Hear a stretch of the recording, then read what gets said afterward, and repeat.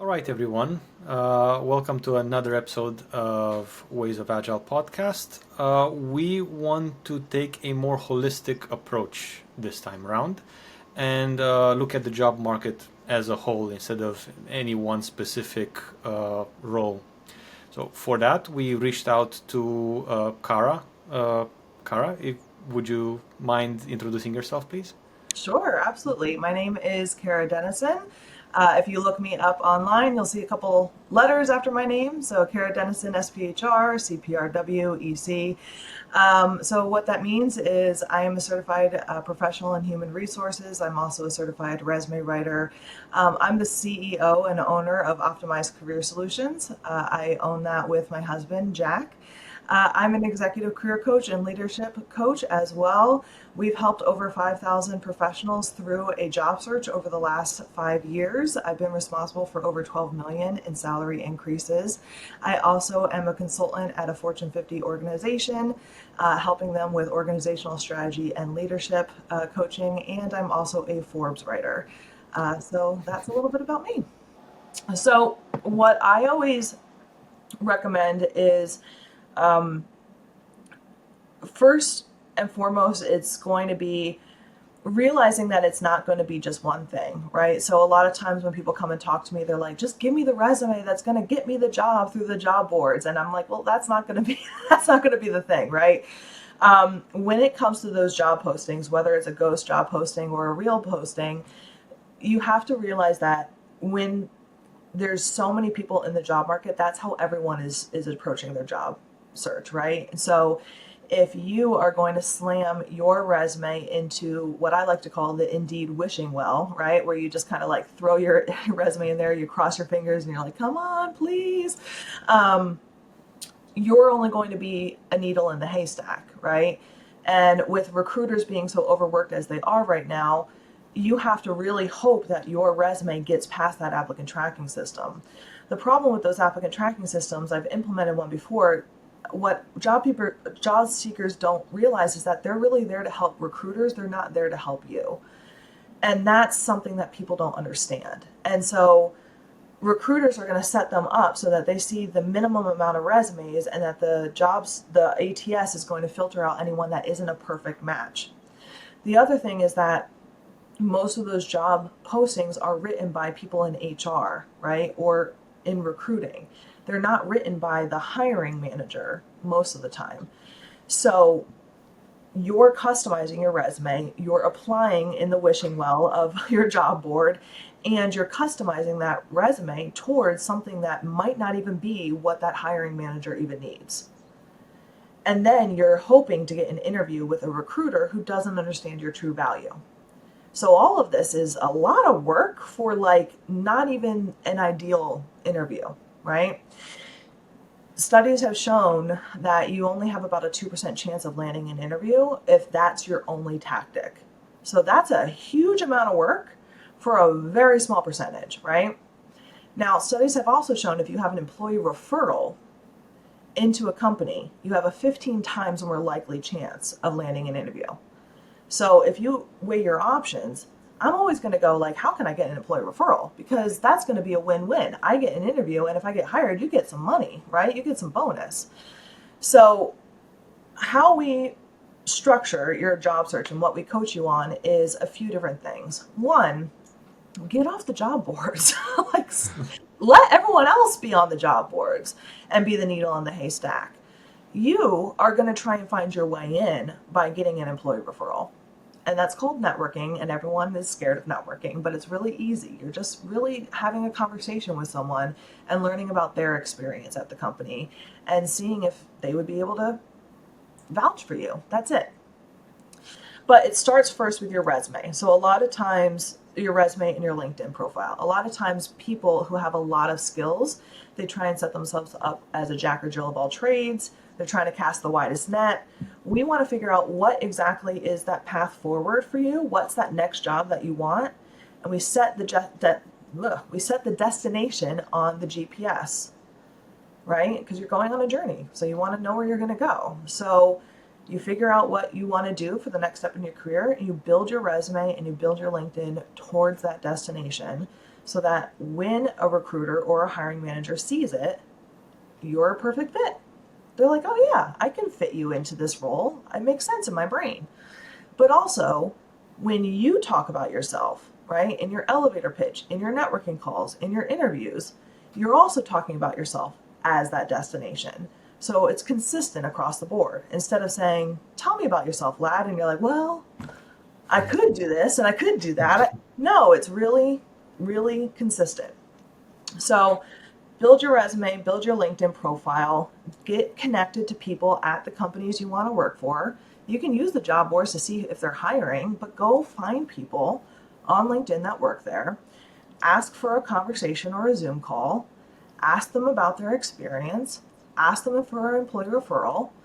And then go and tell your story powerfully towards that next step in your career. And that's at the high level what we teach you how to do. Can I ask just a couple of questions? Please, all of them. So, yeah, out of curiosity, let's zoom in a bit. So I will start with the first question, and then we move on to the next one. So, on the resumes, have you discovered, I don't know, a magical template, or is there big no-nos for someone who's writing up their resume now and they don't know what to do, and maybe they're doing picture or no picture, or should I have a flashy, I don't know, colorful template, or just keep it super simple? Has there been studies that something is clearly yes over something else? That's a great question. In the US, no picture on your resume. I know it's different in other countries and things like that, but in the US, no picture on your resume. So that's an absolute no-no. Here's the other thing that I say. A resume is not a government document, so there's no one way to fill it out. It's going to be subjective all the time. But here are my no-nos. I'll tell you my no-nos. No picture on your resume. That's definitely a no-no across the board. But other no-nos are going to be, don't include your full address on your resume. You could just put the city and state. Do include your LinkedIn profile on it. Don't go back more than 20 years if you're older than that. We don't want to include any ageism. If you have relevant experience that's older than that, you can include an additional section with no dates. Don't include your education dates on your resume or your LinkedIn profile. You can remove that. And the reason why is because most people can tell how old you are by when you graduated from high school or college. No one needs to know that. No one needs to know that. They don't need to know. So remove that.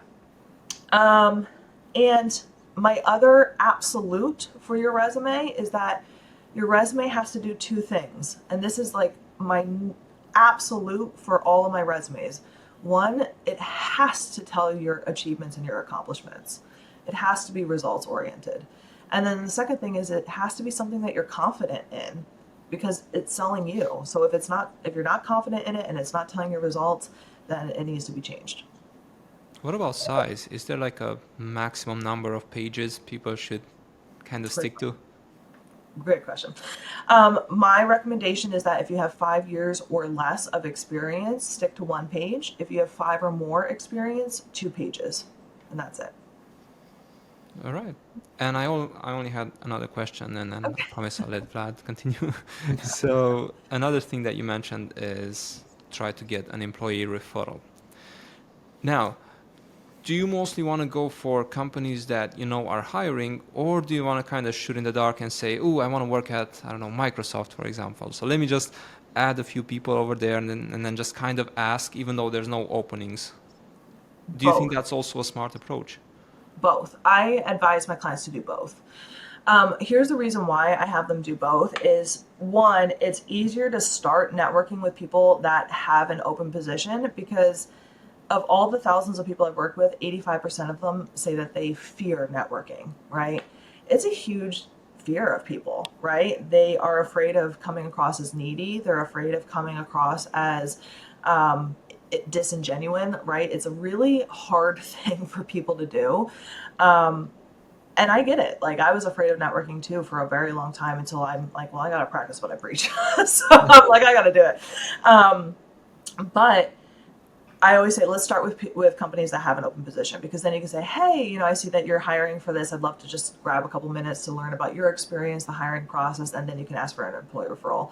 But it's really important to also do that with companies that are not hiring as well. And the reason why is because once you see that posting online, sometimes companies have to post per policy, and they might already have someone in place for that role.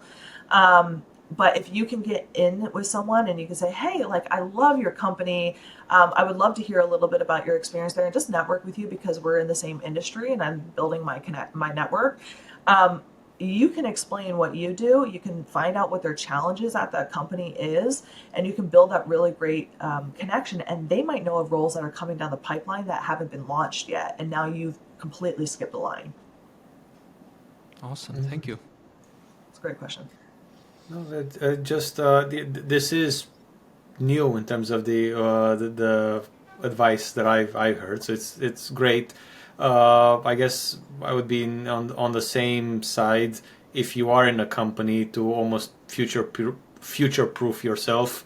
Yeah. Should you offer referrals whenever to anybody that I guess, or how should you be how open should you be, I guess, to people contacting you on LinkedIn to try to get positions at the company? Should you protect your reputation to some extent, or just be as open as possible?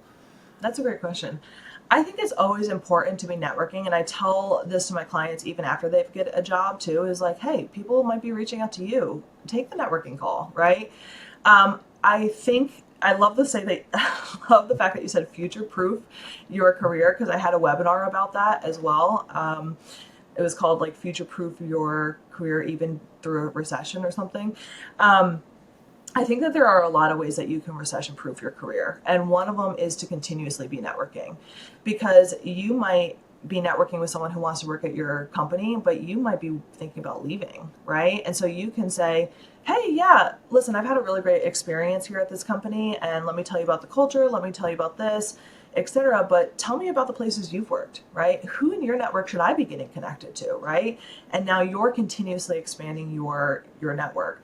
Why I also love this approach to your job search, the secret method behind my madness, is that not only does it help your next step of your career, but now you're building your LinkedIn network with decision makers and ideal people in your industry at companies that you like that are now in your network for the rest of your career, right? So now if you ever need another job, now you can post content to your LinkedIn profile. You can reach out to your network. And so I think always expanding your network with the right people and talking to those people is always a good thing. Other ways to future proof your career, just as tips, is kind of being in the right mindset, right? So when you're faced with a job market like today, or a recession, or really tough global economy things, right?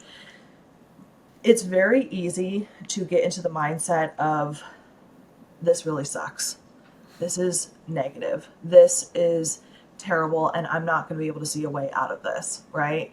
And so it sucks for me and it sucks for everyone, right? But the people who still land jobs, the people who make millions of dollars, the people who thrive during a recession are the ones that say, this sucks, but how can I find a way out of this, and how can I make an opportunity out of this?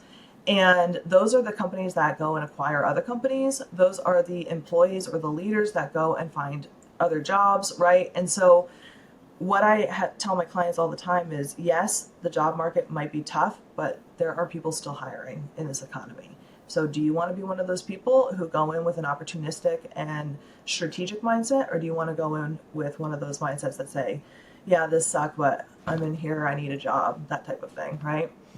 Who do you want to work with, right? So there's another aspect which I also like. I only saw like a couple LinkedIn posts on this, and I was wondering how much of a factor is also this one. So I saw a few people that were apparently hired at a company, and it was completely scam. So they were asked to buy their own, I don't know, setup, and they were given a link, and then you were supposed to buy the setup, and then you would receive the money at your first payment, or there's something fishy happening there. So I guess alongside the ghost postings and everything, this also kind of puts a bit of fear into the job seeker's mind. So is there any way, is this a thing actually? And also, is there any way to spot this? Yeah. This is a thing. Yes, I've seen this quite often. If you get other warning signs, if anyone asks you for your social security number during the interview process, that should only be given after you're hired or during a background check, right? That's for the US. If anyone asks you to pay and then they say they're going to reimburse you later, right? That's a warning. That's a scam. Like, that feels like Nigerian prince type stuff, right? So, if anyone, when you are working for a company, even startups, they should be providing your equipment, right?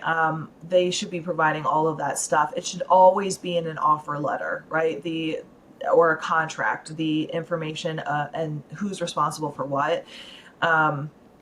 So anytime, how a standard hiring process should work is you go through all the hiring information, and the only thing that you have to give is your email address and your phone number so that they can contact you and have that information in your resume and LinkedIn and all that other good stuff. But you should never have to give any of your personal information until after they've made an offer.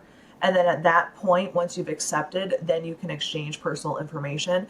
Other than that, the only money that's being exchanged is they should be giving you money because you're paying, or you're working for them, right? So if there's anything where it seems a little fishy, or you have to pay, or alarm bells are alarming, reach out to someone. Reach out to someone that you know in your network that works in HR. Reach out to me, and I'm happy to take a look at it, because that's I never want you to get scammed for that, especially if you've already given up another job that you have in your employment for something like this. That sucks. All right, awesome. And have you ever been in a situation where you'd advise somebody to not look for a job, to start a business instead, to go basically buy themselves into the market as a whole? That has happened. We've had clients that work with us to go find a job. We use some really interesting technology with our job search to help people reach out to people. Like I said, we are more aggressive in our job search. We don't allow, we allow our clients to apply via jobs if they want, but we also empower our clients to reach out to hiring managers, recruiters, etc. And we also reach out to hiring managers on their behalf as well. And so once they kind of learn about all of that technology that we use, and we use that for our business too, to grow our business, there's a few of our clients that see all of that and they go, well, I've done consulting in the past, I kind of want to do it now. And then they reach out, or in their job search, they've reached out and they've networked with people and landed some short-term contracts, and then loved it. So it's not that it was on purpose, but it just sort of happened that way in a happy accident, and they've been thrilled. I've had one that was a scientist. It was so cool, and he ended up starting this really cool business and got funding and backing, and it was great. So yeah, I think it's awesome. If you want to start a business, I've helped people through that as well. So it's great. I love it. Yeah. Awesome. I think this is good work that you're doing, by the way. And I mean, maybe just for the audience that are watching us or listening to us, is there any place that they can reach out to, use your services? Sure, yeah. You can find me on LinkedIn. It's just linkedin.com/in/Kara Dennison SPHR. That's my LinkedIn. Or if you want to find us online, it's www.optimizedcareers.com. And you can book a free call with us from there if you'd like as well. Awesome. It's just me and my husband, so you'll talk to one of us. Oh, perfect. All right, We'll put links in the description. Okay, Yeah. great. Yeah, would love that. All right, but I guess that's roughly all the questions that we've prepared. Any other last pieces of advice for anybody hoping to get a job in this economy? Sure. Kind of what I said before, when it comes to this economy, if you are in a job search, what I will say is, even in a tough economy, there are still open positions. There are still people hiring, right? And so it's not as, like you said before, it's not as easy as 2021. You just turn on your computer and you get job offers all the time, but there are still people hiring. So what I always recommend with a tough economy like this is it's going to just take a little bit more intentionality, right? So it's going to take deciding what is that job that you really want, really deciding what are your must-haves and what are your negotiables, and being strategic about it, right? So if everyone else is going and slamming in their resume into the job boards, how can you stand out from the crowd?